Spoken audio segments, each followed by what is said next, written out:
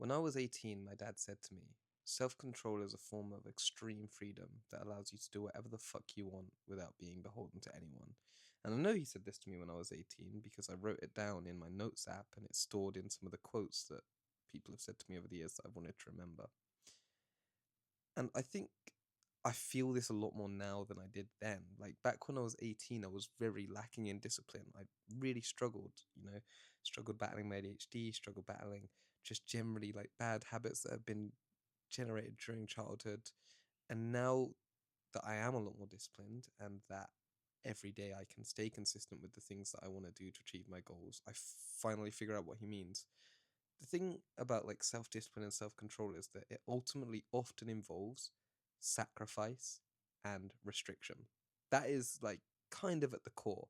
And because of that, it really feels like a jail cell often.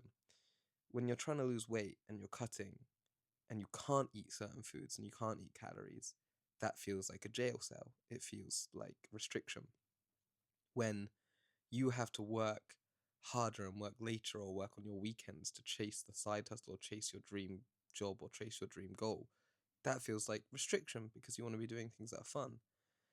But the results that you get from disciplined existence, more stable financial situation, more health, a body that you appreciate, more activity and fitness, the ability to actually work towards your long term goals and dreams. That's the sort of freedom that is being talked about. I guess the freedom from desire that is spoken about so much in sort of Buddhism and Stoic philosophy.